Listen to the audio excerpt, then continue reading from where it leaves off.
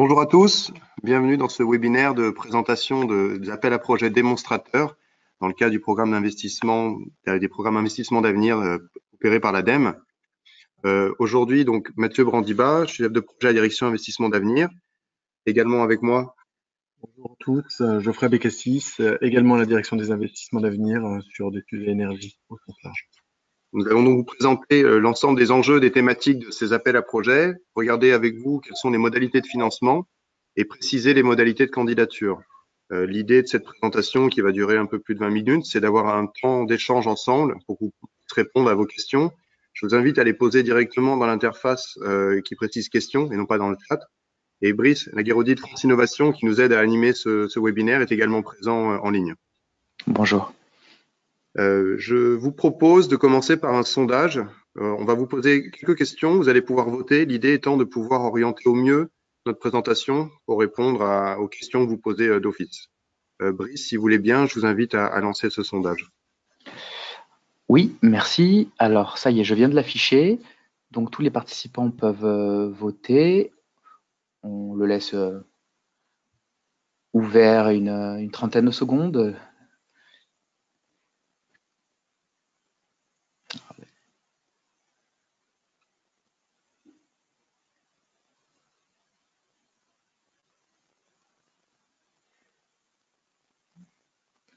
Alors, les réponses continuent à rentrer.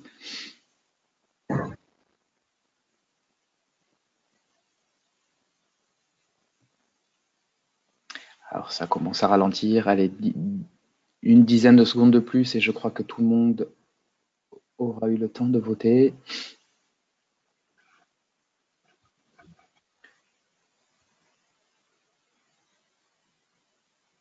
Quelques dernières réponses, je vois. Et allez, nous allons terminer. Les chiffres n'évoluent plus beaucoup. Je vous propose de l'afficher. Merci. Effectivement, on voit que le principal centre d'intérêt pour l'ensemble des participants sont les conditions d'éligibilité et de sélection.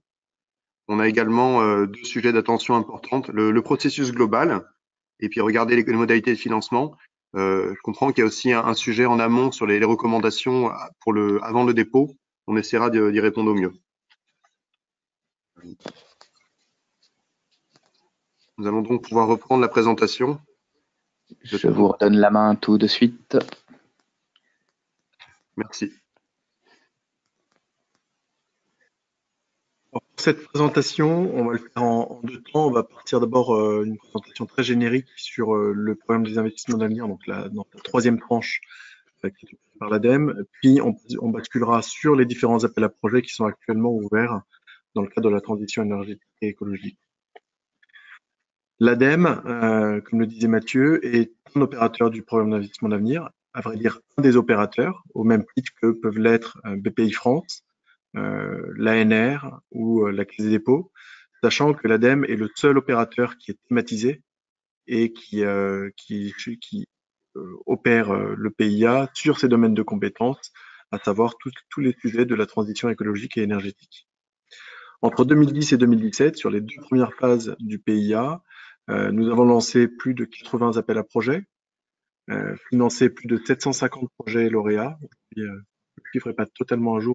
Voilà, en fin d'année 2017, on en a eu quelques derniers, donc on est à plus de 750 sur les deux premières phases du PIA, avec une moyenne de dépenses, qui est d'un peu plus de 7 millions d'euros, pour une enveloppe globale de 2,5 milliards d'euros. Les 2,5 milliards d'euros sont principalement des aides d'État, donc subventions et avances remboursables, et correspondent à un budget global pour les projets, un investissement de la part notamment des entreprises de 7 milliards d'euros. Les thématiques qui sont abordées par l'ADEME dans ces différents appels à projets sont représentatives de l'ensemble des thématiques de la transition écologique et énergétique. On a une thématique transport et véhicules du futur, une thématique autour des énergies renouvelables, du stockage et des réseaux électriques intelligents, que ce soit en smart grid ou smart gaz, de l'économie circulaire et des déchets, et enfin tout ce qui touche, on va dire, à l'efficacité énergétique au sens large, que ce soit dans le bâtiment, l'industrie, l'agriculture ou encore la chimie.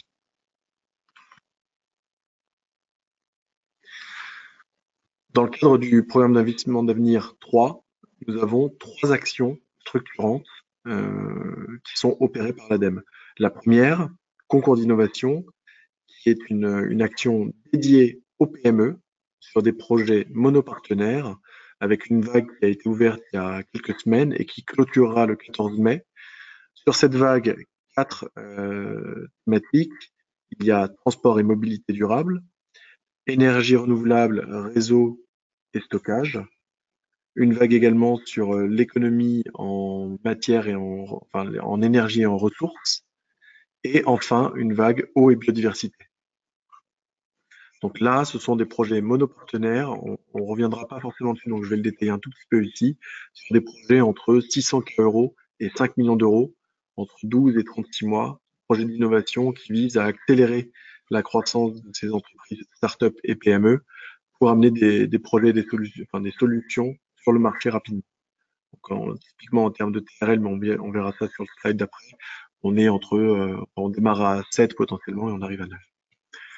La deuxième action est une action dédiée au transport et à la mobilité avec une spécificité assez forte, puisqu'elle vise à valoriser la recherche créée dans les organismes de recherche publics et pour l'amener vers les entreprises, vers les industriels. Donc là, typiquement, on est sur des niveaux de TRL plus bas et où nécessairement on est sur des projets collaboratifs avec des entreprises et des organismes de recherche.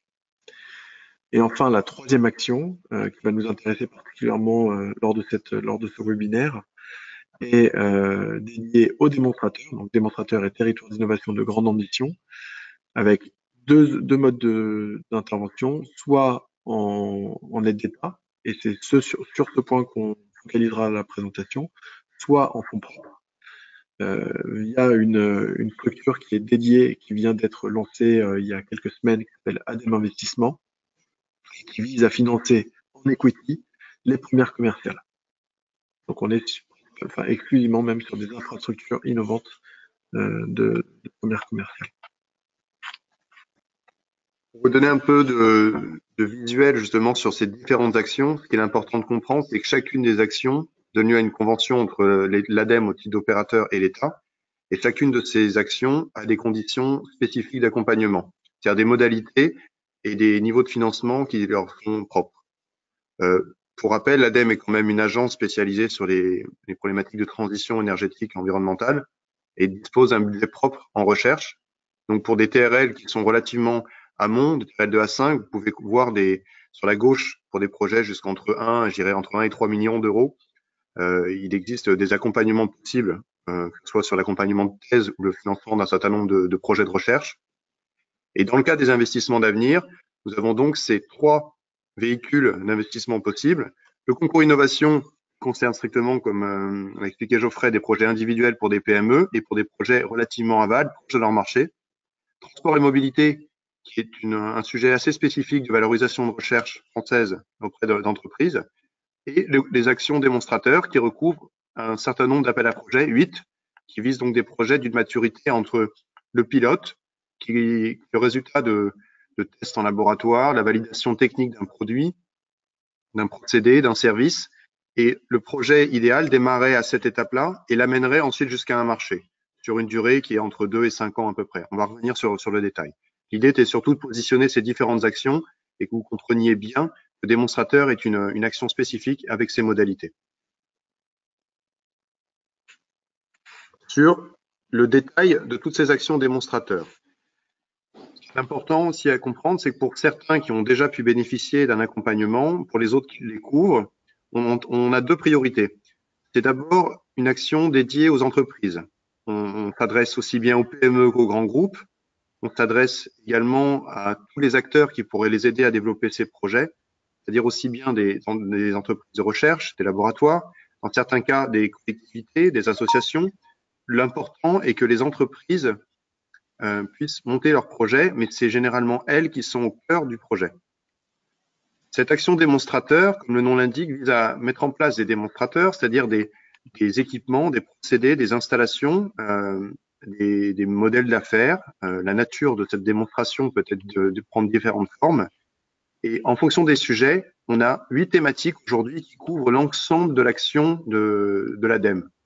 Donc, on va vous les présenter le plus rapidement possible, sachant que le message essentiel à retenir, c'est que tant que vous êtes dans une de ces problématiques, au sens large, contactez-nous pour voir quel est le meilleur appel à projet. L'important pour vous, ça va surtout être de se concentrer sur la nature même de votre dossier, de votre projet, de bien présenter quel est le marché visé, de bien présenter comment vous allez y arriver, regarder donc la notion de marché, justifier le caractère innovant de votre projet et de bien décrire la nature même de votre projet, un début, une fin et un budget. C'est, je dirais, des jalons décisionnels pour faire progresser votre projet. C'est les éléments clés. Sur les thématiques de cette action démonstrateur, on a donc des sujets qui traitent aussi bien des problématiques de réseau énergétique, réseau optimisé. On a un certain nombre d'éléments qui peuvent être évoqués. Peut-être que Geoffrey, tu es référent sur ces sujets-là, si tu veux en dire un mot. Rapidement, en fait, ici, on parle bien de réseau énergétique et non pas de réseau électrique. Hein, donc, on va retrouver l'ensemble des vecteurs, donc élec, gaz, chaleur, froid, potentiellement les projets d'hybridation également, avec tout ce qui va être power to gas, pyrogazéification, etc. Donc, c'est vraiment les réseaux énergétiques au sens large dans une approche système et non pas dans une approche silo. On continue un petit peu cette roue. Derrière, on va retrouver tous les sujets qui tournent autour de matériaux et chimie biosourcée. On va pas détailler forcément chacun des différents appels à projets. Globalement, ce qu'il faut garder à l'esprit, c'est que, comme le disait Mathieu, toutes les thématiques sont traitées. Donc, on a une petite transformation. On va avoir une partie usage et utilisation, donc avec la partie agricole, bâtiment et industrie. On va avoir une petite valorisation autour notamment de l'économie circulaire et de la valorisation des déchets. Et ensuite, on a une partie plutôt production. On va retrouver les énergies renouvelables, quelles qu'elles soient. On est complètement agnostique. Il faut qu'on atteigne des objectifs, notamment en termes de LCOE qui sont tenables. Et mobilisation de la biomasse, où on va retrouver également une partie production de nouvelles ressources, notamment algales ou d'insectes, potentiellement. Si vous avez des questions plus spécifiques sur certaines thématiques, je vous invite soit à poser vos questions et nous y répondrons du mieux possible à la fin, ou bien vous pouvez nous contacter directement. Chacun de ces appels à projets dispose d'une page dédiée, une page web. Le lien est transmis juste après dans la présentation que vous aurez. Et vous pouvez avoir des adresses mail, des boîtes mail génériques sur lesquelles nous répondons directement à vos sollicitations. On passe maintenant aux critères de sélection. On viendra juste après dans la slide suivante sur notamment tout ce qui est critères d'éligibilité, etc. On voulait attirer votre attention sur les caractéristiques des projets qui sont les plus importantes pour nous. Et quelque part, elles ont déjà été mentionnées par Mathieu. Ce qu'on attend, avant toute chose, c'est un projet qui soit innovant et qui soit porteur de croissance. Les deux critères les plus importants. L'aspect éco-conditionnel, bien évidemment, est très fort, mais quelque part, il est inhérent au texte même et à la nature même du projet et des appels à projets. C'est un point qui est important, qu'il faut mettre en avant, mais quelque part, les deux les plus importants, c'est le caractère innovant. Et quand on parle d'innovation, on ne parle pas de personne l'a fait, je le fais. C'est pas pour ça que c'est innovant. Il faut avoir identifié un verrou au regard de l'état de l'art. Ce verrou, il peut être de plusieurs ordres. Il peut être réglementaire, technologique, organisationnel, juridique. On a peut-être un léger prisme techno, mais clairement, la solution n'est pas nécessairement une solution technologique. Donc voilà, caractère innovant. Impact économique, il faut avoir bien avancé et bien travaillé sur le modèle d'affaires, le marché potentiel, comment l'adresser, par quel canal de distribution, quelle est la concurrence, quel service rend la solution que je suis en train de développer au regard de ses concurrents, de ses compétiteurs qui peuvent être soit de même techno, soit d'une autre techno, mais qui va rendre le même usage. Vraiment avoir une approche usage et non pas seulement technologique. Et enfin, le dernier point, mais qui n'est pas des moindres et qui quelque part supplante les deux premiers si jamais il n'est pas atteint, c'est votre capacité à porter le projet. Et ceci dans deux dimensions particulières, à la fois financière, il faut que vous ayez les reins suffisamment solides pour tenir ce projet. Et nous, ça, on le vérifie avec une règle assez simple de 1 pour 1. C'est-à-dire, il n'y a pas plus d'1 euro d'argent public pour 1 euro de fonds propres en face. Et votre capacité humaine, dans vos équipes, à tenir ce projet. Si vous êtes une équipe de 3 personnes et que vous nous mettez 80 mois en 1 an, ça va être compliqué à tenir. Donc, il faut une adéquation entre vos objectifs, vos potentialités, qu'elles soient financières ou de ressources humaines. On a également mentionné ici la labellisation par un pôle de compétitivité. Ce point est optionnel. On le recommande toutefois parce que les pôles connaissent très bien nos appels à projets, connaissent nos règles, connaissent les règles du jeu quelque part, et ils peuvent être un très bon relais pour vous pour améliorer votre dossier avant que celui-ci soit déposé. Donc, quelque part, que vous alliez chercher la labellisation ou pas, ça peut être intéressant, quoi qu'il en soit, d'échanger avec le pôle pour qu'il puisse vous donner ses retours, qui fassent améliorer votre projet, qui vous mettent aussi potentiellement en relation avec des acteurs qui seraient manquants dans votre consortium. Donc voilà, nous, c'est une forte recommandation, même si rien n'est obligatoire. Un point, je dirais, sur l'éligibilité, qui était un centre d'intérêt des participants et du processus. Les projets qui sont déposés doivent avoir un montant supérieur à 2 millions d'euros. Quand on parle de montant, ce sont l'ensemble des coûts du projet. On parle aussi bien des coûts de CAPEX, d'investissement du projet, que les coûts qui peuvent être des coûts de personnel. Pour vous donner un peu plus de détails sur cette éligibilité, ça peut être aussi bien des projets monopartenaires, des projets collaboratifs. Quand on dit monopartenaire, ça sera généralement une entreprise. Quand on parle de projet collaboratif, la définition est donnée dans les cahiers des charges. C'est quand le projet est porté par au moins un grand groupe, une PME qui aurait, je dirais, au moins jusqu'à 30%. Il ne faudrait pas qu'une entreprise dépasse plus de 70% des coûts totaux du projet et un centre de recherche ou un laboratoire et au moins 10% des coûts du projet. Ce sont ces conditions qui permettent de déclencher le caractère collaboratif qui octroie une bonification de l'intensité de l'aide. Vous pouvez gagner une intensité, un taux d'aide sur vos dépenses éligibles plus important. Le taux de financement de ces projets dépend essentiellement de la taille de l'entreprise. Là, on parle pour les acteurs économiques, c'est-à-dire la nature même de l'entreprise, le fait qu'elle ait un retour financier attendu de ce projet, c'est ce qui la qualifie en termes d'acteurs économiques. Et donc, ça peut varier entre 25 et 70%. On pourra également revenir là-dessus si vous avez des questions. La mécanique d'évaluation est très encadrée. C'est une mécanique qui a beaucoup de conditions et on ne souhaitait pas tout de suite vous présenter le détail. Ça reste notre travail. On essaie au mieux d'orienter les résultats du projet. Nous, le plus simple pour vous donner une évaluation précise, c'est que vous arriviez avec déjà un chiffrage de votre budget le plus précis possible. Ça nous permet de pouvoir adapter au mieux les taux et en fonction des types de dépenses.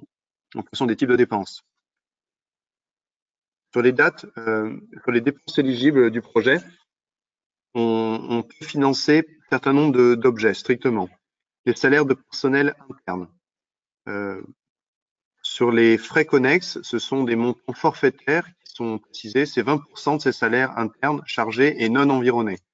Sur la sous-traitance, c'est possible également dans une limite idéalement de 30% maximum. L'idée étant que l'investissement au titre de l'État ne soit pas fait auprès d'un sous-traitant qui capte l'ensemble de la valeur. Auquel cas, sinon, on recommandera que soit ce sous-traitant devienne un partenaire du projet, partenaire au titre bénéficiaire d'une aide, et auquel cas, par contre, ça voudra dire qu'il fera peut-être un accord de consortium entre les différentes parties. Au niveau de la contribution aux amortissements, c'est possible pour l'investissement dans la limite d'un amortissement sur la durée du projet. Si vous achetez des machines qui ont une durée d'amortissable comptable de 20 ans, votre projet dure 5 ans, nous prendrons une valeur d'amortissement de 5 ans. Il y a également des frais de mission de déplacement qui sont envisageables si jamais c'est justifié, c'est sur des frais réels. Et également un certain nombre d'autres coûts possibles, notamment des achats ou du consommable qui pourraient être nécessités dans le cadre du projet. Le financement, c'est important. Vous avez l'ensemble de vos dépenses. On recalcule, nous, des dépenses éligibles. Sur ces dépenses éligibles, ensuite, on applique un taux d'aide, comme on a évoqué, entre 25 et 70%. Une fois que cette aide, cet montant théorique maximal d'aide est calculé, vous pouvez savoir tout de suite que vous aurez 3 quarts d'avance remboursable et 1 quart de subvention ou vous pouvez faire la demande d'avoir 100% d'avance remboursable. Et auquel cas, vous avez encore une bonification possible. Là encore, ces taux sont précisés dans les cahiers des charges des appels à projets. Ce sont les mêmes conditions pour tous les appels à projets démonstrateurs. Donc, quel que soit l'appel à projet, quelle que soit la thématique ou la problématique, ce qui va jouer essentiellement, c'est plutôt le montage de votre projet et les sensibilités qu'on pourrait avoir en fonction des appels à projets. Deux petites précisions sur ces éléments-là. Le premier élément, c'est qu'on parle en effet de projet collaboratif. Dans les critères d'éligibilité, on a circonscrit le nombre de partenaires potentiellement financés, 5. Votre projet peut avoir plus de 5 partenaires. Pour autant, nous ne financerons pas plus de 5 partenaires. Donc, à vous de choisir les plus pertinents. Typiquement, imaginons qu'on ait une collectivité qui mette à disposition son territoire comme territoire d'expérimentation. En règle générale, elle ne va pas avoir des coûts de développement, donc elle ne sera pas partenaire au titre de l'ADEME, mais elle sera partenaire du projet. Donc, il faut bien distinguer cette notion de partenaire au sens de l'ADEME et partenaire qui peut potentiellement signer l'accord de consortium. Ça, c'est le premier élément.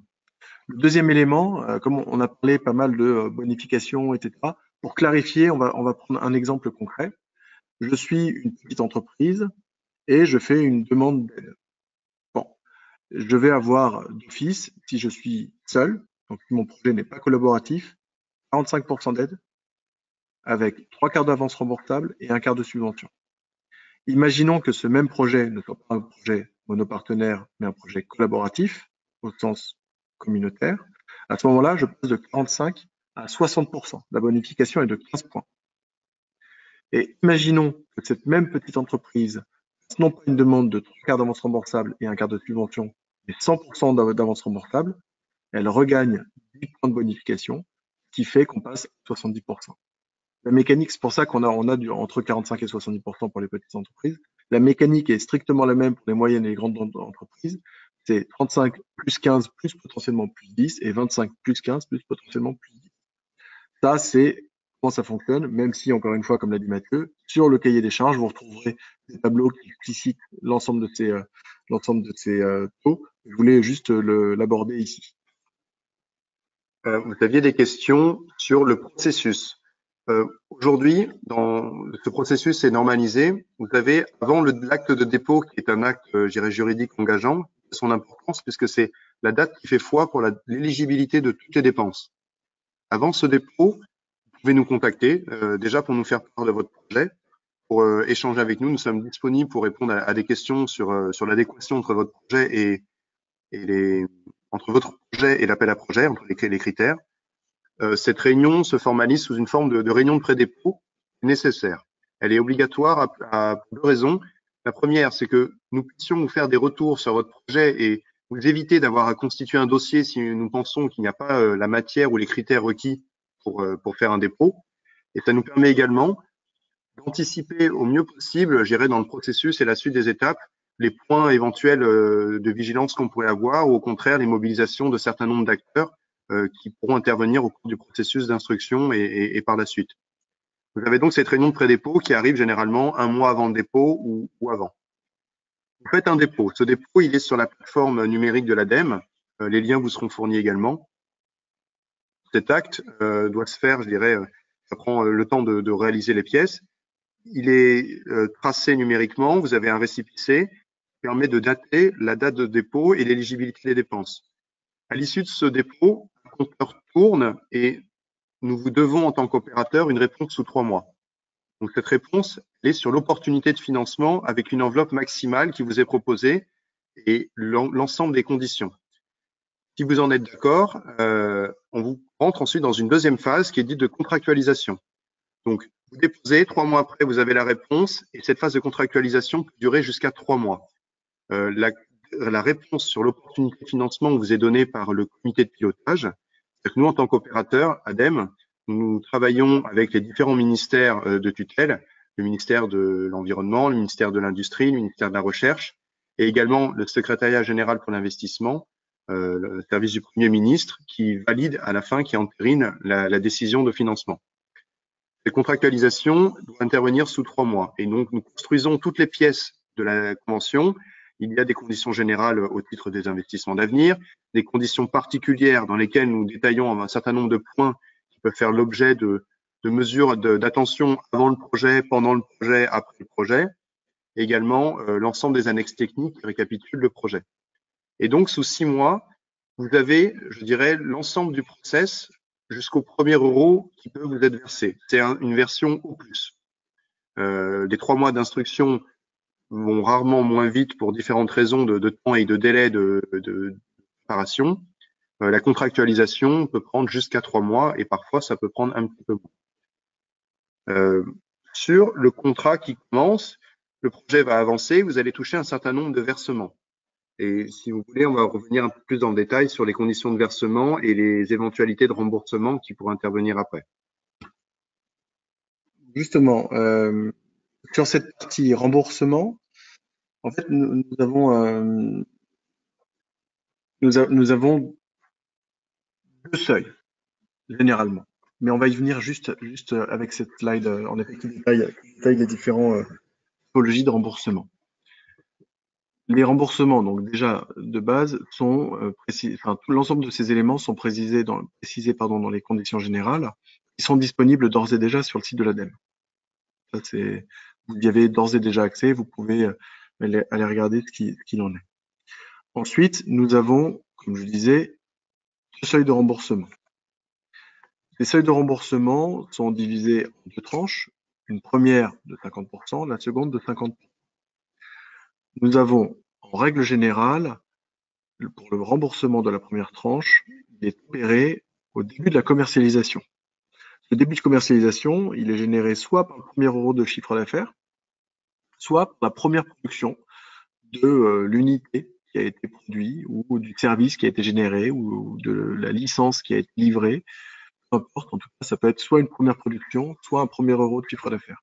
Là, à ce moment-là, c'est le déclenchement du remboursement du premier seuil. Dans le cadre de projets très, je vais dire très risqués techniquement, ou avec un acteur régulé qui n'a pas vocation à faire de chiffre d'affaires ou de produire des produits ou services, on peut mettre ce remboursement sur de l'avancement technique du projet. C'est-à-dire qu'on regarde plutôt l'aspect commercialisation. Votre projet, il avait des objectifs, vous avez avancé sur la vie du projet, vous allez au bout de celui-ci, vous remboursez cette première tranche de 50%. Au niveau des modalités de remboursement en tant que telles, donc on doit attendre, quoi qu'il en soit, et ça c'est une certitude, que le projet soit terminé. Imaginons que vous fassiez votre commercialisation pendant le projet, vous n'allez pas rembourser de suite, vous allez d'abord finir votre projet, et à ce moment-là, vous pourrez rembourser. Donc c'est vraiment la cumulation des deux critères, projet terminé et atteinte du seuil, qui déclenche le remboursement. L'actualisation de ce premier taux, c'est assez réduite, qu'on est à taux CE plus de 100 points de base. À ce stade, le taux CE il est négatif à moins 0,13. Il y a une évolution qui est quand même assez marginale d'un mois et d'une année sur l'autre. Donc, grosso modo, il est probable que lorsque les appels à projets vont se clôturer entre juin et octobre, on verra les calendriers un peu plus tard, on soit à peu près dans ces mêmes clous, ce qui veut dire que le taux d'actualisation de ce premier seuil est à peu près à 0,85, 0,90 points.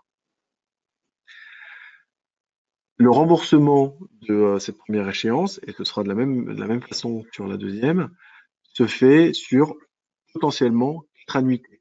C'est-à-dire que vous déclenchez, c'est pas vous remboursez immédiatement la première tranche avec l'actualisation, on vous fait un échéancier où pendant 2, 3, 4 ans, vous allez rembourser la même somme actualisée à 100 points.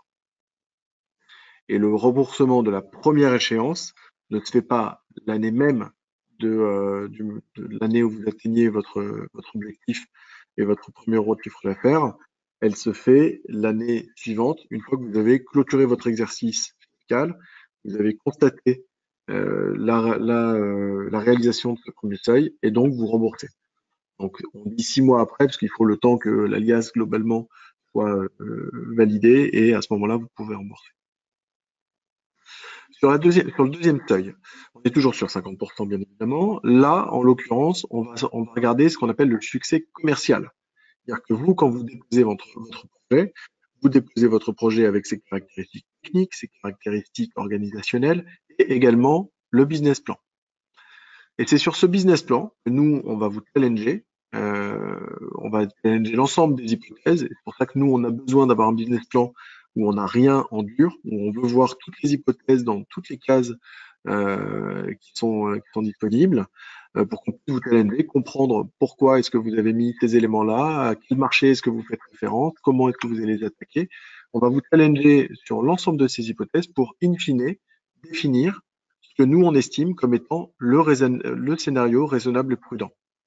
Et ce scénario, il va être retenu et on va dire, par exemple, à partir du moment où vous avez atteint 10 millions d'euros de chiffre d'affaires, c'est un succès commercial, ça déclenche le remboursement de la deuxième tranche.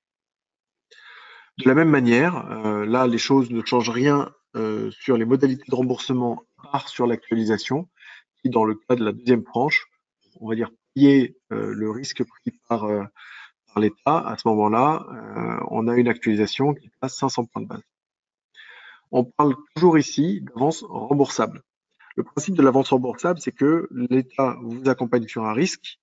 Si ce risque est avéré et que c'est l'échec technique ou l'échec commercial arrive, à ce moment-là, l'avance remboursable se transforme en subvention. Alors bien évidemment, c'est bon pour personne. On fait en sorte que ça n'arrive pas. On regarde également, on a une période d'observabilité qui en général dure 3, 4, 5 ans pour ce projet. C'est-à-dire que le deuxième seuil, on va dire, vous êtes censé l'atteindre à fin du projet, plus de 2 ans. Nous, on va regarder ce qui va se passer même 2 ans au-delà de ces 2 ans. Potentiellement jusqu'à 4 ans pour le projet. Une fois que on a constaté que non, ça ne fonctionne pas, que le marché a changé, que vous n'avez pas atteint les objectifs techniques qui vous permettent d'être différenciants, ça ne fonctionne pas, cette avance remboursable se transforme en subvention. Et une remarque sur les questions légitimes sur les questions de confidentialité. Geoffrey a mentionné qu'on demandait un certain nombre d'hypothèses qui sont très structurantes pour vos business plans. On est soumis dans le cadre de la convention État-ADEME à des conditions de confidentialité très strictes. Donc, on ne signe pas a priori de NDA ou d'autorisation spécifique de confidentialité. On y est déjà soumis, de même que tous les membres des ministères avec qui on peut échanger.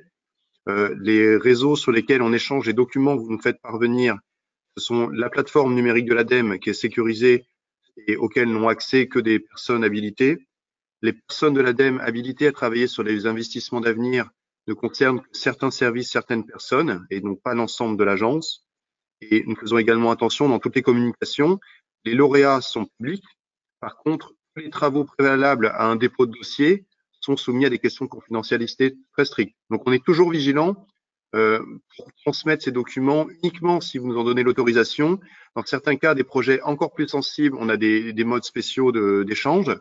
Mais soyez rassurés sur le fait que plus vous nous donnez d'informations, plus ça nous permet d'être à même d'évaluer la pertinence du projet et dans sa globalité.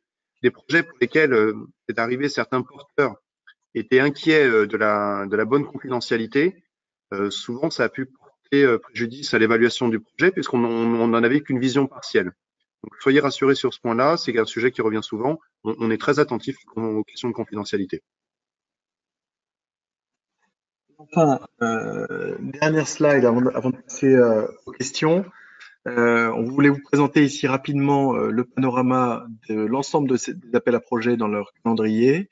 Alors, deux types d'appels à projets quelque part. On a des appels à projets au fil de l'eau, c'est-à-dire où on n'a pas de date de relevé en particulier. Vous déposez quand vous êtes prêt, et ceci concerne les projets d'économie circulaire et l'appel à projet sur le bâtiment. L'ensemble des autres appels à projets ont des dates de clôture, ce qui signifie qu'on fait des relevés intermédiaires et finaux où on fonctionne par vague et où l'ensemble des projets sont comparés en même temps. Sur les différents appels à projets, ce que vous pouvez constater, c'est que à part biomasse, on est tous les appels à projets sont dans leur dernière phase et avec des clôtures qui vont s'échelonner entre juin 2019 et novembre 2019. On est actuellement en train de travailler sur la suite des appels à projets. Il est probable que les appels à projets soient légèrement différents, qu'il y ait des recoupements, etc. entre les thématiques. Ce qui est sûr, c'est qu'on aura une continuité. On aura de nouvelles dates de relevés qui vont arriver en 2019, très fin 2019 et en 2020-2021, sur les mêmes thématiques. Les modalités seront potentiellement très légèrement différentes, mais ça ne changera grand-chose. Donc on sera vraiment dans la même dynamique. Enfin, on vous a remis ici, puisque de toute façon, vous aurez la présentation, le lien vers l'ensemble des appels à projets qui sont ouverts à cette date sur le site de l'ADEME. Peut-être que le message final avant de laisser la place aux questions, c'est globalement, il y a des recoupements dans les appels à projets. Venez nous voir, contactez-nous si vous avez des projets qui sont à fort potentiel de croissance pour vos entreprises, innovants, et dans le champ de la transition écologique et énergétique. Nous saurons trouver une place à un bon projet, même s'il ne rentre pas totalement dans les clous des appels à projets qui sont actuellement ouverts. Nous avons terminé de notre côté, nous allons passer donc aux questions qui sont rédigées, je crois, dans le code directement. Oui, merci. Alors, en préambule, une question récurrente, et effectivement, comme vous l'avez précisé, tous les participants recevront bien le support de présentation après le webinaire. Alors, une première question assez précise, les bailleurs sociaux ou les promoteurs immobiliers peuvent-ils être partenaires et donc financés dans un consortium avec d'autres entreprises dans le cas où ils proposeraient un bâtiment démonstrateur en rénovation ou en neuf? Alors, il est possible pour ce type d'acteurs d'être présent dans les consortiums. On est par contre ici sur un sujet qui est assez délicat, parce que potentiellement, si on a un appel d'offres public qui est émis, on a un risque que le projet perde son caractère incitatif, dans le sens où on ne peut pas avoir un projet qui démarre après avoir été communiqué comme réalisé. Donc c'est là où c'est un petit peu la délicatesse de ce sujet, qui est un sujet très spécifique. Et sur ce point, j'invite la personne qui a posé la question, si elle a un sujet en tête, sujet en particulier en tête, à nous contacter directement, à contacter peut-être la boîte générique de l'appel à projet bâtiment, ou me contacter directement, on fera le relais avec la personne qui s'occupe de cet appel à projet. On est sur un sujet assez touchy, assez délicat et qui est vraiment spécifique. D'accord, merci. Bonjour, vous parlez de maturité dans la sélection des projets. Pouvez-vous définir la maturité attendue, s'il vous plaît? De maturité, c'est la capacité ou les données qu'on pourrait avoir pour constater que le projet arrivera bien à son marché. Un projet qui apparaîtrait non mature, donc trop jeune pour nous, ça serait un projet pour lequel il resterait encore trop de chemin en termes de recherche et développement. C'est-à-dire que soit il y a un temps de recherche et développement qui est trop long par rapport à l'ensemble du projet, soit les montants de la part de recherche et développement sont encore trop importants en valeur absolue en poids du projet, ou alors on a un certain nombre de verrous techniques lesquels il y a un risque d'atteinte de la réalisation qui est très très fort. Dans ces cas-là, on estimera que le projet, au titre, je dirais, de la partie recherche et développement, est trop éloigné du marché. Il y a encore des verrous trop importants. À l'inverse, on estimera qu'un projet semble mature si on peut capitaliser déjà un certain nombre de résultats de laboratoire, de tests, de pilotes, de prototypes, qui permettent d'avoir une validation au moins technique et ou économique d'un certain nombre d'éléments. On arrive après ces étapes-là, dans le cas d'un projet démonstrateur, dans de bonnes conditions, quand on a déjà des premiers éléments technico-économiques, on est capable d'avoir un modèle d'affaires. On est d'accord, les modèles d'affaires sont bien des hypothèses, mais on a déjà une proposition de modèle d'affaires qui semble crédible. Merci. Pouvez-vous confirmer que le financement des projets n'est pas réservé aux PME? On confirme. Les acteurs qui sont visés par ces appels à projets sont les entreprises au sens large, donc grandes entreprises, PME, start-up, sujet, les organismes de recherche, donc laboratoires privés, etc. On va retrouver aussi potentiellement les EPIC, type CEA, ARMI, etc., qui sont assimilés à des organismes de recherche. Et on peut aussi trouver des collectivités. Après, comme je le disais, pour nous, un partenaire au sens de l'ADEME d'un consortium est un acteur qui a des activités de recherche. Merci. Alors, Pardon, Brice, pour compléter la nature même en fait de l'acteur, son statut est un indice pour nous donner, je dirais, le moyen d'identifier, mais on va surtout regarder son rôle finalement dans le projet et après le projet. Est-ce que cet acteur va tirer un bénéfice direct économique du projet? C'est la vocation même des entreprises, mais dans certains cas, des laboratoires pourraient développer des procédés qu'ils pourraient commercialiser sous forme de licence et auraient dans ces cas-là un intérêt économique directement lié au projet.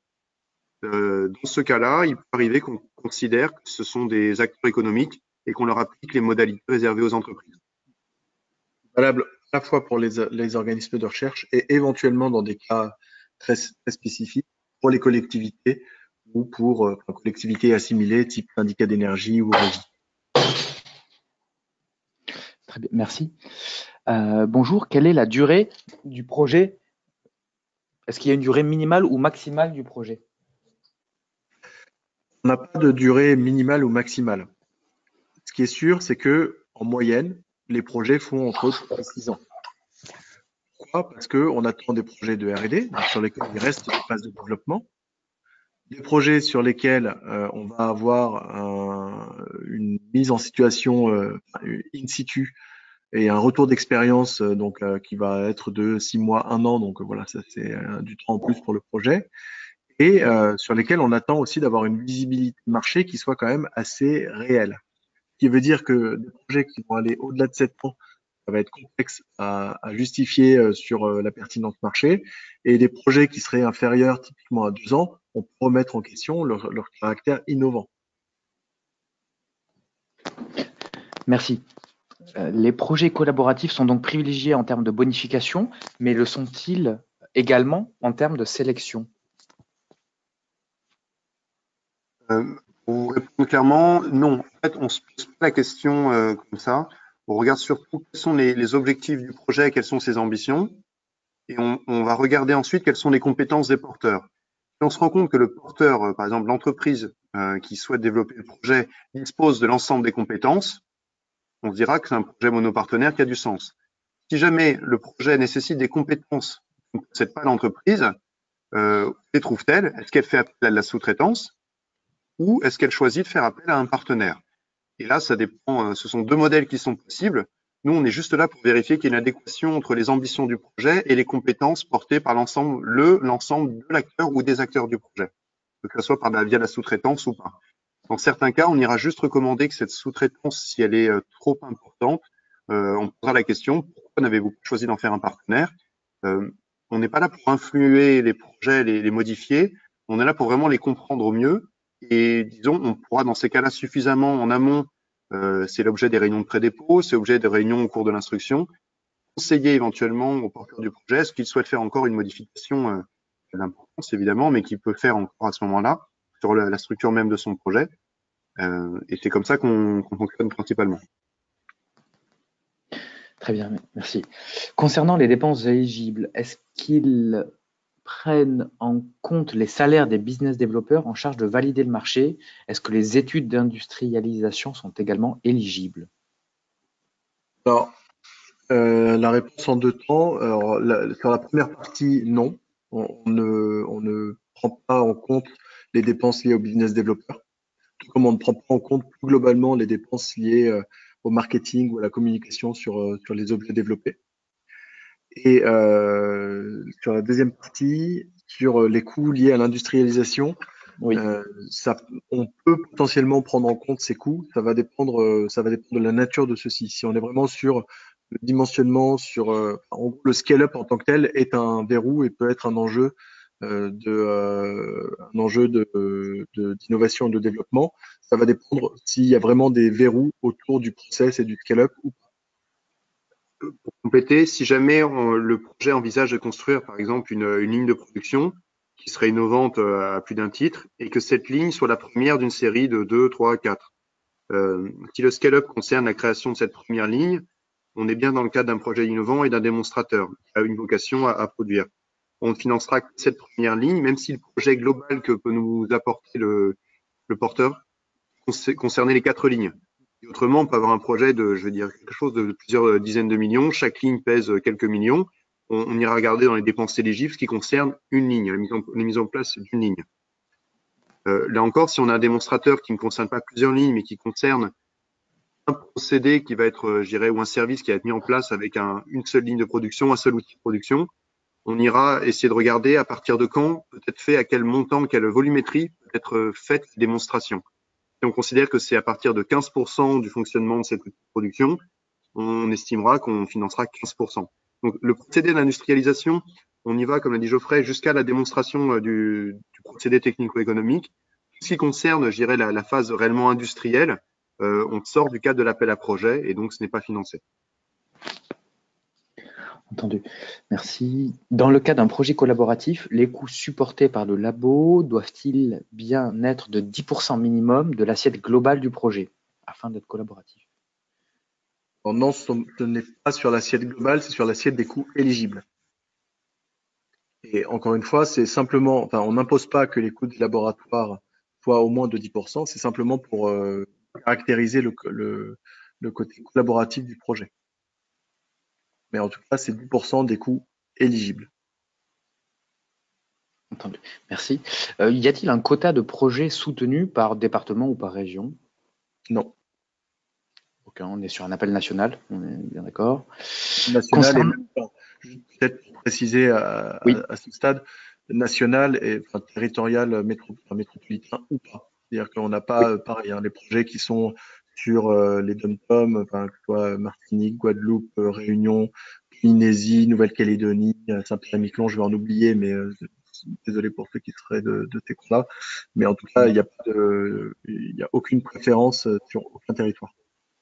Un point peut-être, on peut anticiper d'éventuelles questions. On parle de territorialité des aides. Ce qu'on vise, c'est que l'ensemble, je dirais, de l'investissement et ses retombées puissent bénéficier au territoire français et à ses entreprises. Donc, à ce titre-là, on aurait une tendance à privilégier les projets qui seraient faits en France, dont le démonstrateur serait réalisé en France.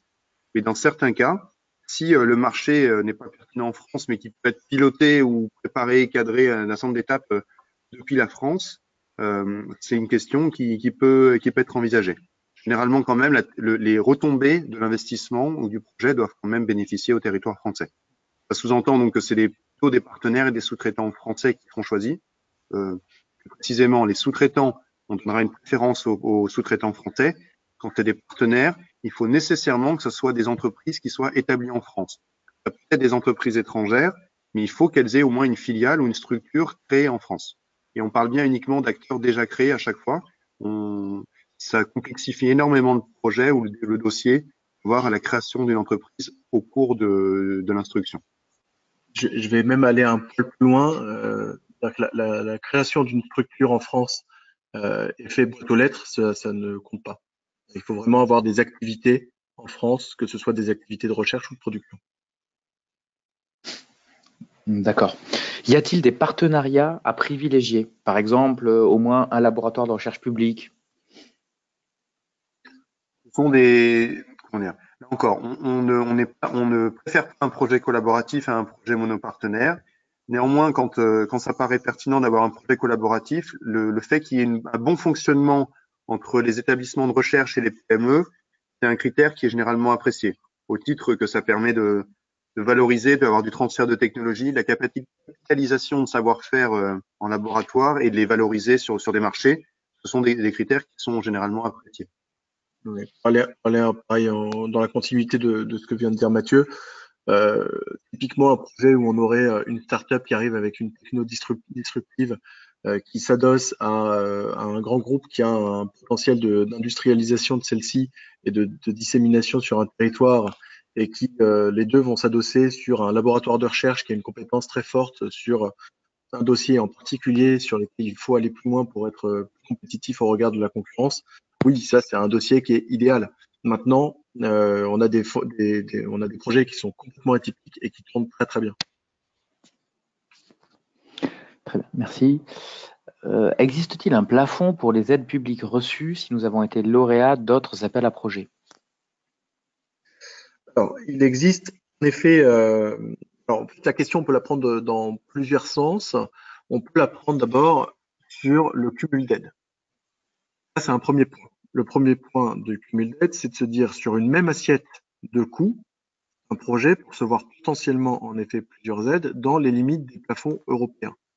Les plafonds européens, vous les retrouvez notamment dans le RGEC. Vous avez le lien sur le cahier des charges des appels à projets de l'ADEME. Grosso modo, on va vous dire, pour une petite entreprise, le taux d'aide max, c'est 70%. Et nous, on s'arrête potentiellement à 50%. Ce qui veut dire que la petite entreprise peut aller chercher, notamment sur du FEDER ou sur d'autres dispositifs d'aide, du delta pour compléter son financement. Ça, c'est une première partie de la réponse sur le cumul d'aide. Ensuite, on peut voir aussi la question avec un autre angle. Alors, j'ai perdu mon angle. Le cumul aussi de plusieurs actions de frais différents. Oui. Dans ces cas-là, si jamais les frais sont différents, on constatera que l'entreprise peut bénéficier de ces différentes aides. Il n'y a pas de problématique. Le point de vigilance qu'on peut donner, c'est que si un projet est, je dirais, un programme, parlons d'un programme qui contient plusieurs projets, plusieurs groupes de travail. Si jamais l'une partie est déposée chez un opérateur et d'autres sujets déposés chez un autre opérateur, ça peut créer des difficultés parce qu'on n'aura pas l'ensemble des documents. L'ensemble de ces projets peuvent être financés dans leur globalité. Il n'y a pas de limite pour une entreprise à bénéficier d'un taux maximum dans ces cas-là, parce qu'on parle bien d'assiettes de dépenses totalement différentes. Par contre, ça facilitera grandement le travail de l'opérateur d'avoir une vue sur l'ensemble des projets qui sont proposés. Et a fortiori encore plus si jamais il y a des dépendances ou des adhérences entre ces projets. Un dernier point sur ce sujet qui est un peu complémentaire, qui est une autre facette de l'histoire, c'est sur les montants maximums. L'ADEME a un dispositif d'aide qui est notifié à Bruxelles, qui permet d'engager des montants d'aide jusqu'à 15 millions d'euros. Au-delà de ces montants-là, le porteur, c'est pas l'ADEME, le porteur doit aller faire notifier son projet à Bruxelles. Alors, il est accompagné par les équipes de l'ADEME, bien évidemment, mais au-delà de 15 millions, on doit aller faire notifier directement son projet à Bruxelles, ce qui entraîne bien évidemment des délais assez lourds, entre 18 et 24 mois potentiellement, pour faire agréer son projet au niveau Bruxelles. Et dans ce cas-là, il peut y avoir une issue favorable ou pas. C'est-à-dire que le projet la notification peut aussi être refusée, auquel cas le projet doit soit revoir sa voilure, soit le financement doit être trouvé sur d'autres sources. Merci. Alors, une demande de clarification d'exemple concernant les modalités de remboursement. Est-il possible d'avoir un cas pratique pour un projet de 10 millions d'euros, par exemple? Quel est le taux de base? Quels sont les montants des échéances? On va prendre un cas très pratique. Je suis une entreprise, je vais prendre un projet monopartenaire à 10 millions d'euros. Je suis une grande entreprise, 10 millions d'euros quand même, faut payer. Je vais avoir un taux d'aide de base de 25%. Donc ça veut dire 2,5 millions d'aide, avec dans ces 2,5 millions, 75% d'avance remboursable et 25% de subvention. Donc sur ces 2,5 millions, ça veut dire qu'elle va avoir en gros un peu moins de 2 millions d'euros d'avance remboursable, 1,860 million d'avance remboursable. Et cette avance remboursable, si l'entreprise atteint ses objectifs, elle va le rembourser en deux tranches. Premier seuil de un peu moins d'1 million d'euros, 950 000 euros, et un deuxième seuil de 950 000 euros. Sauf que ces deux seuils vont avoir des taux d'actualisation qui vont être différents. Donc, je ne vais pas entrer dans le détail du calcul du taux d'actualisation, mais grosso modo, sur la première tranche, au lieu de rembourser 950, elle va peut-être rembourser 1,1 million. Et sur la deuxième tranche, plutôt que de rembourser 950, elle va rembourser 1,5 million. Je dis ça complètement aléatoirement. Les éléments sur les calculs des taux d'actualisation et des modalités à ce niveau-là sont présents dans les conditions générales. Donc, reprenons notre cas pratique. J'ai projet. 10 millions, 2,5 millions d'euros d'aide, 1,8 million d'avances remboursables, ça veut dire remboursé en 2 tranches. Le projet, il va courir, on va dire, entre 2020 et 2025. Ça veut dire que la première échéance, si j'atteins mon objectif en 2025, ils vont rembourser à partir de 2026, potentiellement sur 2, 3, 4 échéances.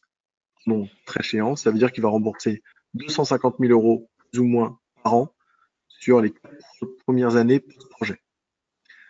Parallèlement à ça, la commercialisation avance et le porteur de projet va atteindre son objectif de commercialisation qui a été fixé en année N+3 post-projet. Ça veut dire que à partir de l'année N+4, il va rembourser là encore 4 échéances de environ 250 000 plus ou moins plus l'actualisation par an. Ces 4 échéances, ça c'est quelque chose qu'on met quelque part de base dans nos contrats. Bien évidemment, si le porteur le souhaite, et notamment pour réduire ses coûts d'actualisation, il peut le rembourser en moins d'échéances. Rembourser en anticipé, par exemple, en une seule échéance, il rembourse. Il peut même rembourser avant d'avoir atteint son objectif du deuxième seuil parce qu'il sait qu'il est sur la trajectoire, il sait qu'il va atteindre cet objectif pour réduire l'actualisation. Aussi dire je rembourse tout de suite l'intégralité de la vente remboursable pour la sortir de mon bilan. J'espère que ce cas pratique est éclairant.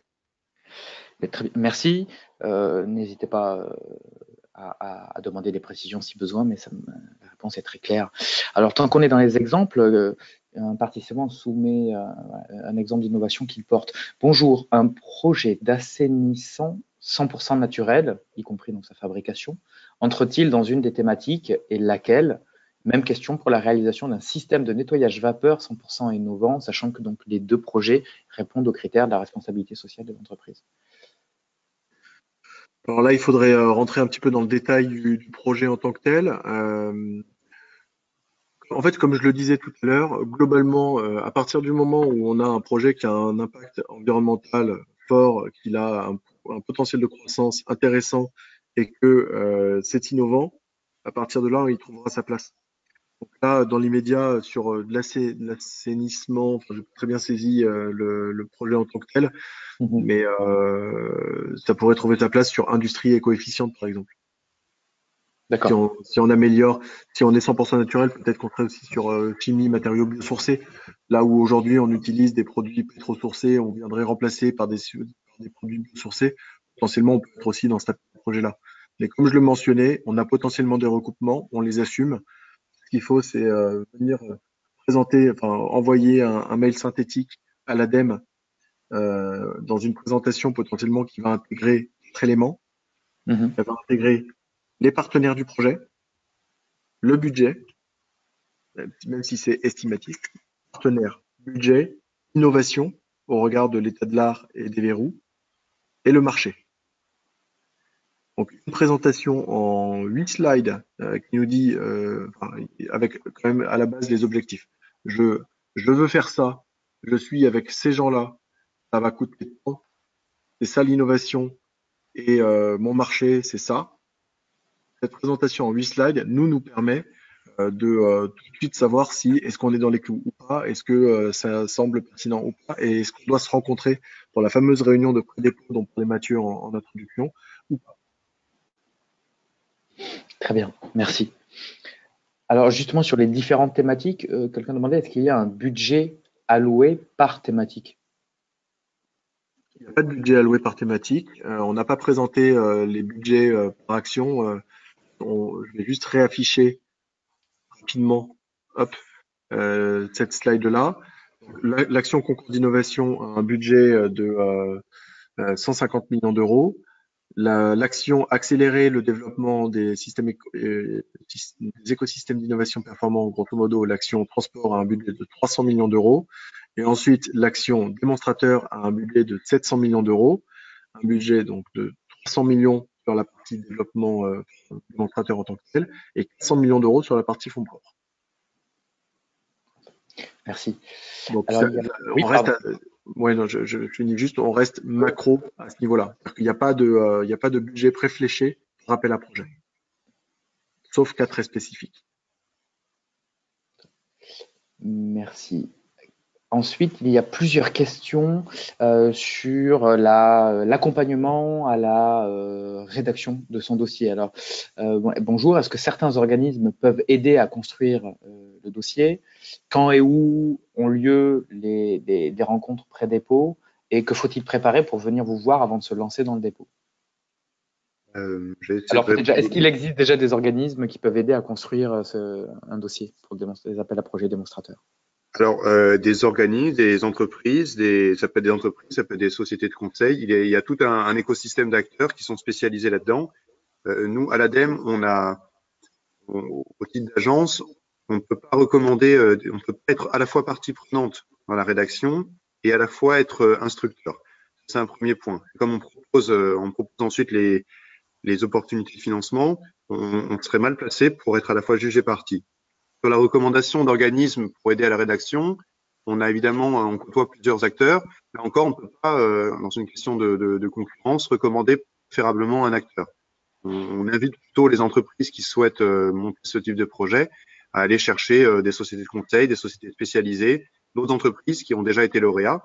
Les lauréats sont disponibles, les contacts des lauréats sont déjà disponibles sur le site de l'ADEME. Ensuite, sur la réunion de pré-dépôt. Elle se passe généralement dans les locaux de l'ADEME. Alors, on a des locaux qui peuvent être, nous, à Direction Investissement d'Avenir, on est à Montrouge. Le siège historique de l'ADEME, c'est à Angers. Et on a toutes les directions régionales possibles. C'est autant de sites potentiels pour faire une rencontre. Je dirais, on trouve au plus facilitant. Ça peut se faire également dans les locaux de l'entreprise si ponctuellement on a aussi une visite ou la démonstration d'un pilote, peut-être. On essaie de faire au plus efficient. Sur les modalités de pré-dépôt, généralement, c'est une prise de contact en amont, par mail, par téléphone. Les gens ont nos contacts, ont les contacts de la boîte générique. On se met d'accord sur, les éléments clés du projet. L'idée étant de se revoir pour cette réunion de pré-dépôt avec, comme l'a dit Geoffrey, des questions assez claires sur qu'est-ce que le projet, son budget, ses partenaires, quels sont ses objectifs, quelle est l'innovation, comment est-ce qu'elle est démontrée, quel est l'état de la concurrence, du marché. On demande qu'il y ait l'ensemble du dossier des pièces prêtes à ce moment-là. On demande que par contre ces questions soient déjà un peu défrichées, suffisamment pour qu'on sente une maturité, je dirais, suffisante pour le projet et qu'on ait, nous, assez de matière pour anticiper un dossier pour lequel on aura suffisamment d'éléments. Le risque, c'est que cette réunion de pré-dépôt soit, je dirais, trop insuffisante en termes de contenu et on dira au porteur, ben, a priori, on pense que c'est pertinent, mais c'est le risque que vous ne fassiez un dossier, je parle de la technique de rédaction, qui soit insuffisant, et ça portera préjudice au dossier. Ou alors, c'est le risque même qu'on dise au porteur, ça nous paraît pertinent, mais n'ayant pas plus de matière, le porteur peut aussi faire un dossier qui va tomber à l'eau. C'est quand même pas négligeable. Il y a un certain nombre de pièces à produire dans le cadre de la rédaction du dossier. Ça peut prendre un certain temps, mais c'est des questions très standards qui pourraient être posées par ailleurs à tout porteur qui souhaiterait également lever des fonds ou d'autres investisseurs. Je vais simplement renchérir quelque part sur ce que vient de dire Mathieu et aussi parce qu'on vient d'être sollicité pendant le webinaire là, par quelqu'un qui est en train de le suivre. Nous ne réalisons pas de réunion de pré-dépôt sans avoir ces éléments. C'est-à-dire que c'est un impondérable et un prérequis à recevoir ou aller rencontrer des porteurs de projets, d'avoir ces éléments-là sur le partenaire, le budget, les objectifs, le marché potentiel. Tant que nous, en fait, on a une volumétrie de projets sur lesquels on ne pourrait pas intervenir et pour que les règles soient les mêmes pour tout le monde. Donc voilà, d'abord on nous transmet ces éléments-là et ensuite on juge de la pertinence de se rencontrer ou non. Merci. Bonjour, est-ce qu'un groupement de structures associatives est éligible à cet appel à projet? Alors, on a toujours des difficultés avec les associations. C'est pas l'objet même de ces appels à projets que de financer des associations. Pour autant, on peut avoir de façon marginale des associations qui sont présentes dans les appels à projets, notamment des associations de consommateurs. On a déjà eu des projets, un projet sur le Linky où on avait l'UFC Que Choisir qui était présente dans le consortium. Ça peut faire totalement sens et vraiment amener une plus-value au projet. Pour autant, ce ne sont pas des acteurs qui sont particulièrement ciblés par ces appels à projets. Du coup, c'est pour prendre le statut de l'association ou les différents sujets. C'est la finalité même de ces associations. Pour certaines, c'est à but non lucratif, alors que nous, on demande des modèles d'affaires. C'est généralement plutôt le profil des entreprises. Néanmoins, des regroupements d'associations, ce n'est pas un critère de non-éligibilité.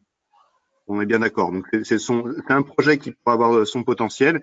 En tout état de cause, avec les éléments qu'on a là pour l'instant, on dit attention quand même, c'est une vigilance à avoir sur la manière dont on raconte l'histoire du projet. Merci. Au moment du dépôt de projet, la société doit-elle avoir impérativement une existence légale? Nous sommes en train de monter une start-up qui n'a pas encore été créée. Alors, c'est mieux. En soi, autant ça dépend des actions. C'est-à-dire que sur typiquement le concours d'innovation, il faut que la structure ait été créée au moment du dépôt. C'est un peu moins le cas pour le concours pour les appels à projets démonstrateurs. Pour autant, en règle générale, quand ce type de structure n'est pas encore créé, c'est en général pour nous plutôt des SPV, c'est-à-dire des sociétés projets, avec des actionnaires qui ont des moyens assez forts derrière eux, sur des questions plutôt juridiques que vraiment de création de structure en tant que telle. Si on est sur une start-up qui n'a pas encore été créée, en règle générale, elle n'aura pas les reins suffisamment solides pour aller sur des projets à plus de 2 millions d'euros. Donc, de facto, encore une fois, ce n'est pas une question d'éligibilité, ça va plutôt être une question de sélection. Quoi qu'il en soit, in fine, nous ne pouvons pas prendre de décision de financement s'il n'y a pas de structure en face. Donc, ça veut dire que cette création doit être réalisée dans la phase d'instruction, avant toute décision. Si la structure est au bord d'être créée, que les statuts vont être déposés après le dépôt, il faut que l'entreprise on ait un récépissé ou un cabis ou quelque chose et un niveau de fonds propres qui soit suffisant dans les 3 mois, voire même moins de 3 mois. Donc, on aurait tendance plutôt à recommander à la structure qu'elle se crée d'un point de vue juridique, qu'elle dépose son dossier, que si jamais l'instruction est favorable, elle mette en œuvre tous les éléments de capitalisation qu'elle aurait démontrés par ailleurs au moment de l'instruction. Entendu, merci. Pouvez-vous confirmer que la durée des projets attendus est de 2 à 5 ans?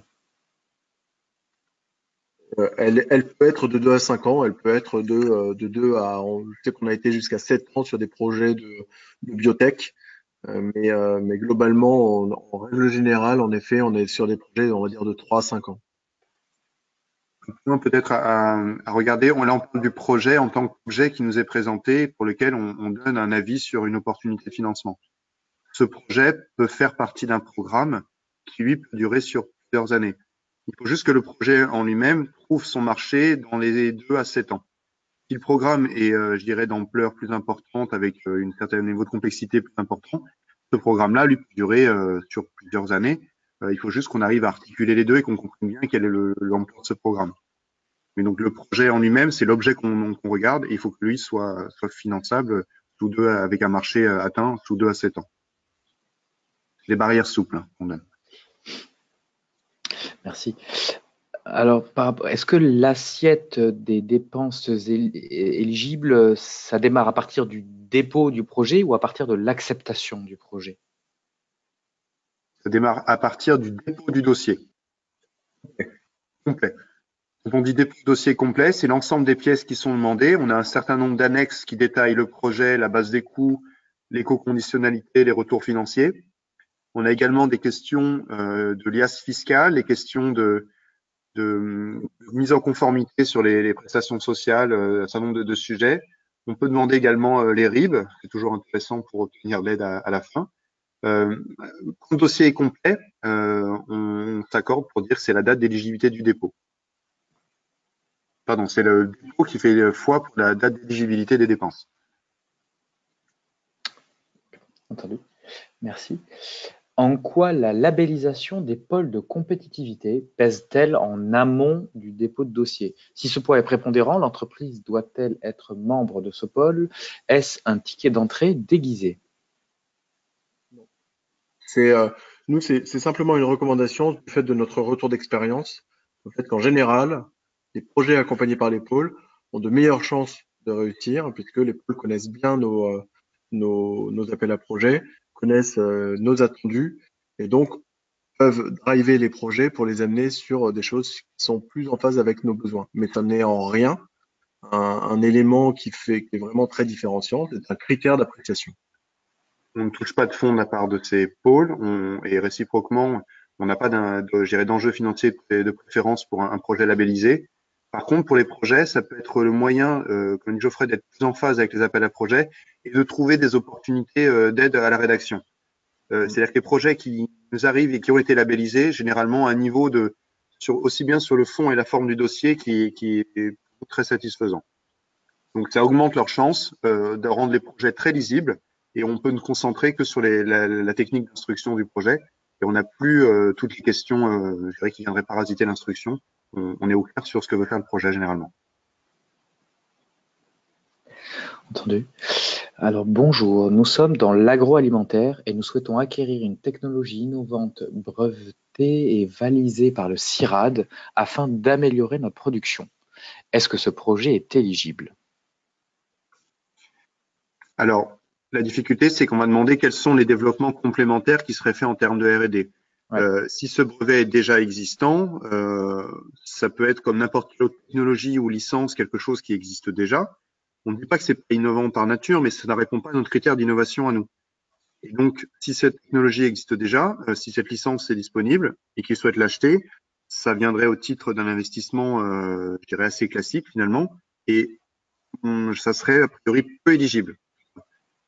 Donc, il y a de faibles chances. Si le projet, par contre, vise à acquérir une licence, à l'utiliser dans un procédé pour lequel elle n'est pas spécifiquement adaptée, un certain nombre d'ajustements qui pourraient être faits sur des machines ou des procédés, sur des solvants, sur des problématiques de culture, sur une adaptation peut-être à des biotopes qui seraient différents là, pour le cas du CIRAD.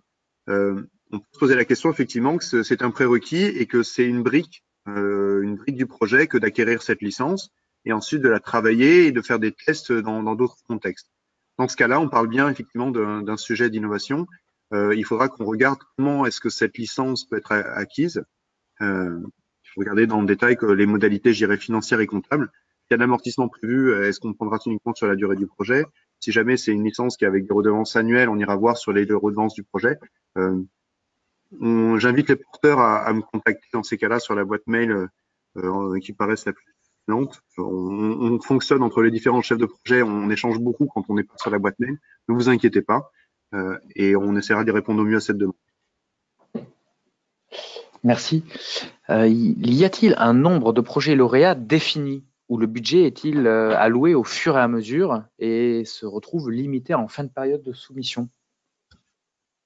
Comme pour celui pour l'économie, pardon, oui, comme celui sur l'économie circulaire. Comme je le disais tout à l'heure, on a un budget de 300 millions d'euros pour cette action. Et ce budget de 300 millions d'euros va au-delà de l'ensemble des clôtures qui sont prévues sur l'année 2019. Et viendra également sur les prochains appels à projets de 2019, 2021. Ce qui signifie qu'on n'a pas de préfléchage de nombre de projets attendus ou de montant par appel à projet ou par projet réfléchi sur cette action. Donc oui, vous pouvez déposer des projets, il reste encore des fonds, et il reste encore des projets pour lesquels des financements sont disponibles. Merci. Dans le cahier des charges de l'appel à projet production et fourniture d'hydrogène décarboné, la ventilation de l'aide est indiquée comme étant de 1/3 de subvention et 2/3 en avance remboursable, et non 1/4, 3/4 comme dans votre présentation. Est-ce une exception ou une erreur dans le cahier des charges? Cet appel à projet fait-il bien partie des appels à projet démonstrateurs? Donc, appel à projet production et fourniture d'hydrogène décarboné. Une erreur. Ce n'est pas une erreur, c'est un appel à projet un peu spécifique où on est sur du pré-déploiement. On va aider c'est de l'aide à l'investissement, donc on est sur des projets de R&D en tant que tel. Donc c'est un projet très spécifique qui répond au plan Hulot sur l'hydrogène. Donc l'ADEME est opérateur sur ces thématiques, donc à intégrer ce projet-là. Ce n'est pas en tant que tel un projet lié directement à c'est un projet qui rentre dans cette action démonstrateur, mais qui n'est pas lié aux modalités d'aide qu'elles ont été décrites ici, qui sont les modalités classiques, là où cet appel à projet a ses spécificités. Merci. Alors, la prochaine question est une question commentaire. Bonjour, les phases de développement industriel sont-elles réellement compatibles avec un format collaboratif, là où usuellement des formats de sous-traitance sont souvent à la donne? La prise de risque partagée semble moins évidente. Est-ce que vous souhaitez commenter? Euh, le développement en tant que tel au sein d'une entreprise va plutôt se faire seul, on est d'accord. Mais là, on regarde à la maille globale du projet. Donc, c'est peut-être juste le niveau de zoom que donne ce commentaire. Plusieurs entreprises peuvent collaborer ensemble sur un projet sans nécessairement travailler en même temps sur le même site.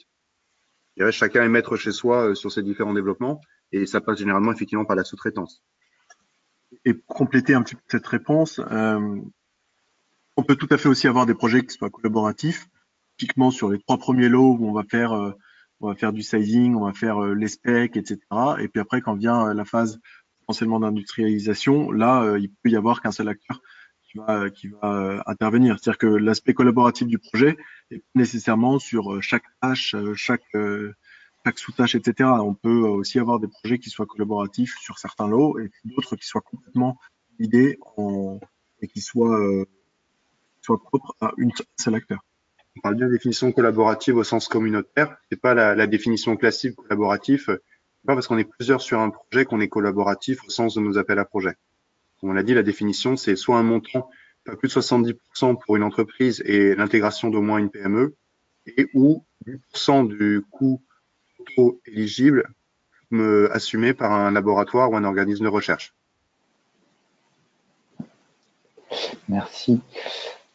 Alors, il y a plusieurs questions sur les modalités de financement qu'on va tenter de regrouper. Pouvez-vous confirmer qu'à la date des versements effectués par l'ADEME, le porteur de projet doit avoir le même montant en capitaux propres pour que le versement soit effectif? C'est-à-dire que, imaginons qu'on ait un ramp-up d'aide qui soit de je verse 1 million d'euros la première année, 1 million d'euros la deuxième, etc. Nous, on va s'assurer que en année N, le porteur ait bien 1 million d'euros de fonds propres et qu'il ait bien 2 millions d'euros de fonds propres en année N+1. C'est-à-dire qu'on colle les fonds propres à l'aide cumulée versée sur la durée du projet. Merci. Alors, je complète avec bonjour. Je ne suis pas sûr d'avoir bien compris comment se passent les remboursements d'avance remboursables si toutefois un projet met plus de temps à atteindre ses seuils de succès commercial ou si même il s'agit d'un échec. Autrement dit, le résultat n'est pas en mesure de générer le montant de l'avance remboursable. Quelle part reste à rembourser et comment? La partie des avances remboursables, là, ce qu'on vous a présenté, ce que vous avez à l'écran, c'est les conditions générales. On essaie de toujours trouver dans la convention mettre le curseur entre le risque le plus acceptable pour l'État au titre de son investissement et les conditions les plus favorables pour l'entreprise ou les entreprises. Il y a une convention pour chacun des bénéficiaires de l'aide. Donc, un projet avec 4 partenaires, il y aura 4 conventions. Et pour les partenaires qui bénéficient d'avances remboursables, donc généralement des acteurs économiques, on va essayer de trouver les conditions qui leur sont les plus favorables. Si jamais on a mis ces conditions qui sont présentées, il y a déjà 1 euro de chiffre d'affaires qui est atteint. C'est-à-dire que ça va déclencher l'exigibilité d'une partie des avances remboursables. Donc, s'il y avait par exemple 2 millions d'avances remboursables qui étaient disponibles, ça veut dire qu'il y aura 1 million d'euros qui vont devenir exigibles et qui seront remboursés 250 000 euros peut-être en 4 fois à l'issue du projet. Si par contre, on avait fixé un seuil commercial d'atteindre, je ne sais pas quel X millions de chiffre d'affaires ou X milliers d'unités vendues. Si ce seuil commercial n'est pas atteint et qu'il restait donc 1 million d'euros d'avance remboursable à rembourser, ce montant-là n'est pas atteint. La convention dit par exemple qu'il y a X années à vérifier, on a X années pour constater ce seuil. Soit ce seuil n'est pas atteint à l'issue et dans ces cas-là, l'entreprise est libérée des remboursements et ses avances remboursables deviennent des subventions. Généralement, on peut mettre des seuils, ça peut aller de 3 ans, 5 ans, 7 ans. On est quand même assez large sur la date d'atteinte du seuil.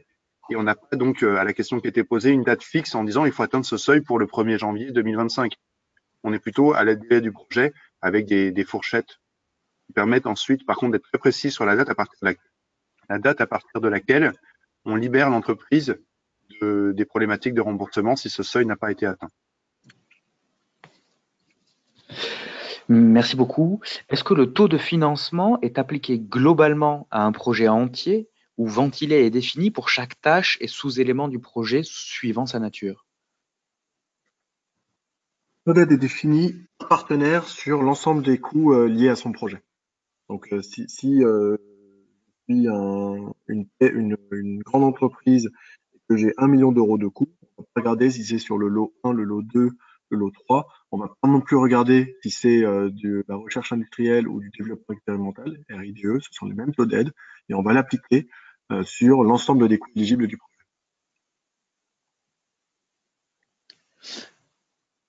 Merci. Alors, question suivante. Il y a plusieurs questions d'ailleurs pour savoir, pour reconnaître le taux de réussite de cet appel à projet, c'est-à-dire le ratio à peu près entre nombre de projets déposés, nombre de projets lauréats. Est-ce que... Alors, globalement, en fait, on peut répondre de plusieurs façons à cette question. On peut répondre déjà en disant que notre taux de réussite est bien meilleur que celui de H2020. C'est une première réponse. On n'est pas à 8%. Le deuxième, c'est que, en règle générale, étant donné les process qu'on a mis en place de rencontres pré-dépôt, un projet qui ne serait vraiment pas en phase avec nos attendus et qui serait pas cohérent au regard des axes des appels à projets, etc. De toute façon, celui-ci serait invité à ne pas déposer. Après, vous faites bien évidemment ce que vous voulez. C'est-à-dire que si vous dites, bah non, je dépose quand même, bien évidemment, vous êtes tout à fait légitime, tout à fait libre de le faire. Mais en général, l'ADEME va vous dire, votre projet ne semble pas complètement compatible et cohérent avec ce qu'on attend. Ou alors, on va vous dire, bah, si vous retravaillez et que vous intégrez peut-être ces aspects-là, l'aspect typiquement, je sais pas, socio-économique qui semble un peu léger, alors que vous allez travailler avec l'adaptation des utilisateurs. Si vous suivez potentiellement les quelques recommandations qu'on peut vous faire en phase de pré-dépôt et que vous déposez un projet qui répond aux axes de l'appel à projet, qui est pertinent, un potentiel économique vraiment fort avec une techno qui est innovante, le taux de succès, il peut, enfin, nous, c'est potentiellement 80-90%. C'est-à-dire qu'un projet qui est déposé et sur lequel tout a été respecté au niveau des recommandations qui ont été faites en pré-dépôt, potentiellement, il sera financé. Merci beaucoup. Alors, plusieurs questions sur le déroulement de la sélection. Alors, comment se déroule la sélection du projet? Y a-t-il une soutenance orale et qui sont les évaluateurs? Au niveau donc du processus, une fois que le projet est déposé, il y a un compteur qui tourne comme j'ai dit, d'environ 3 mois pour fournir la réponse. Comment ça se passe en pratique? Au moment du dépôt, le comité de pilotage statue sur la bonne réception du dossier et son entrée en instruction. Comme on l'a dit, c'est un premier filtre qui est fait sur les critères d'éligibilité et sur la pertinence du dossier au global au vu de l'intérêt de l'instruire.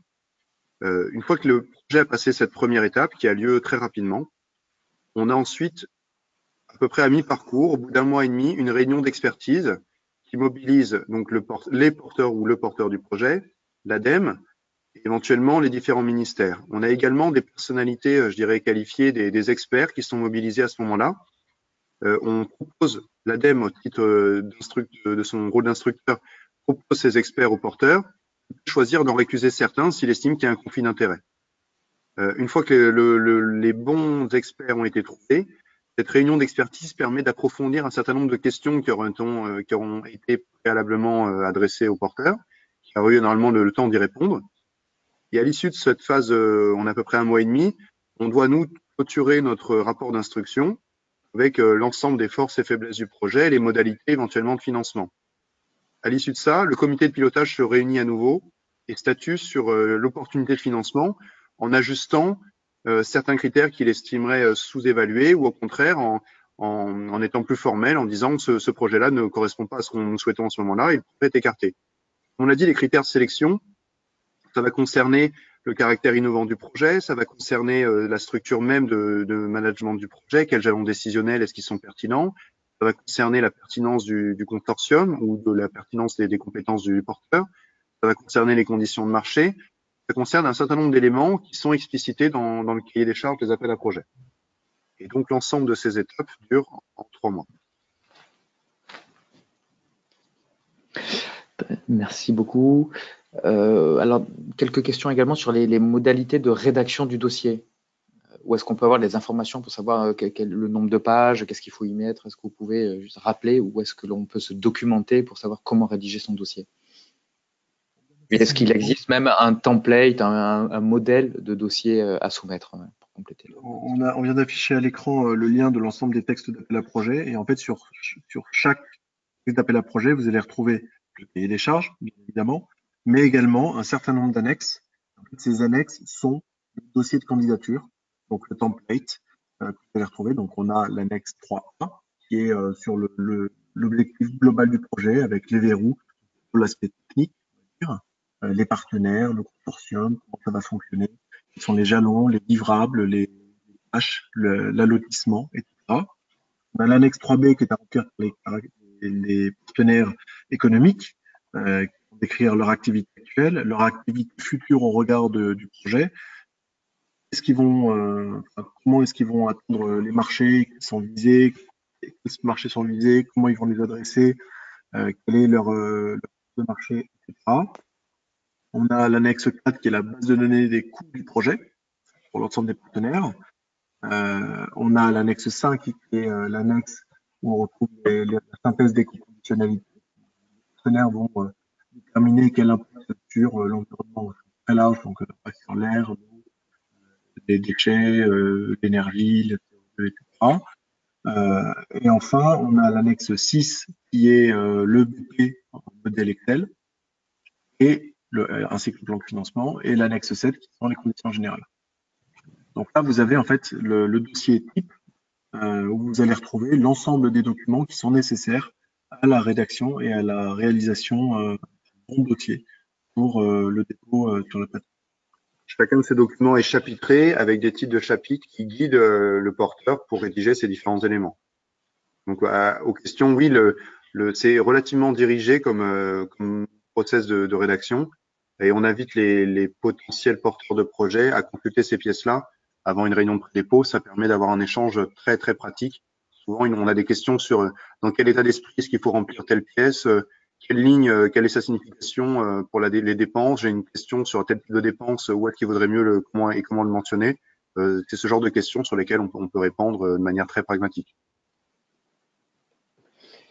Merci bien. Il nous reste 2-3 minutes avant l'heure de fin de ce webinaire. Je vous propose d'essayer de répondre à une ou deux questions supplémentaires. Une question très pratique. Vous aviez parlé tout à l'heure dans une sorte de pré-projet de quelques slides que l'on pouvait envoyer. Donc, une participante demande à quelle adresse, tout simplement, peut-on envoyer ce pré-projet pour retour? Vous avez alors sur chacun des appels à projets des adresses génériques. L'idée est de prendre connaissance, je dirais, des différents appels à projets et ensuite de choisir celui qui vous semble le plus pertinent. Vous inquiétez pas, c'est pas rédhibitoire si vous vous trompez. C'est notre travail aussi de vous réorienter ensuite. On fait circuler les mails entre chefs de projet et ensuite vous pouvez directement adresser votre présentation. Là encore, ce sont des boîtes génériques, mais comme j'ai dit, elles sont soumises à des statuts de confidentialité, n'y ont accès que certaines personnes. C'est très restreint. Merci. Alors peut-être la dernière question, en cas d'échec commercial par l'entreprise, quel effort doit-elle continuer à faire? Pendant combien de temps et quand est-ce que les efforts de commercialisation peuvent-ils être arrêtés? Ça, c'est un point qui est spécifique à chaque projet. On va regarder la nature du marché qui est visé, on va regarder le timing qui est prévu dans le BP.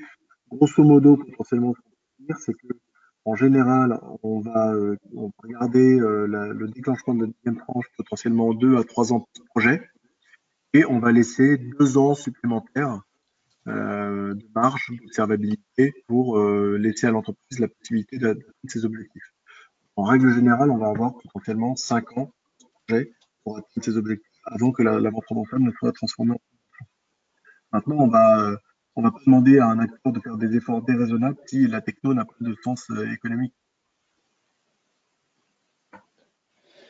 Bien, je vous remercie. Il est 15h30. Je vous propose de mettre un terme à ce webinaire et de conclure. Ben, écoutez, en tout cas, merci beaucoup à tout le monde de s'être enregistré, d'avoir suivi ce webinaire. J'espère que c'était clarifiant pour vous. Je pense que les messages clés principaux à retenir, c'est si vous avez un bon projet, celui-ci est dans le champ de la transition énergétique, il a un potentiel de croissance fort, à ce moment-là, vous trouverez votre place et qu'il est innovant, vous trouverez votre place dans les appels à projets de l'ADEME sur son action programme d'investissement d'avenir. Donc, vous avez nos contacts à Mathieu et moi. Vous avez bien évidemment les contacts des adresses mail génériques que je vous invite à solliciter si vous avez des questions spécifiques. N'hésitez pas à venir nous voir. Nous, on pourra vous répondre avant potentiellement de vous rencontrer si on estime que c'est pertinent. Et en tout cas, bah, voilà, merci. Merci à tous. Et pour compléter ce qu'a dit Geoffrey, on a donc l'action démonstrateur qu'on vous a présentée. Il y a également d'autres webinaires qui ont été présentés sur le concours innovation, d'action.